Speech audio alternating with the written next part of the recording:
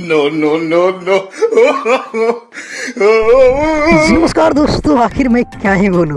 दोस्तों आप देखिए वीडियो की खेसारी लाल यादव और साथ में डिम्पल सिंह और साथ में अखिलेश कश्यप भाई क्या फनी अंदाज में वीडियो बनाए हैं रील्स, जो कि कमर डैमेज गाने पे बनाए हैं। और ऐसे कौन बनाता है भाई, और ये सिर्फ आप लोग के एंटरटेनमेंट के लिए बनाए हैं फनी अंदाज में, जो कि कॉमेडी करते हुए नजर आ रहे हैं रील्स में, ताकि आप सभी लोग के मनोरंजन हो सके।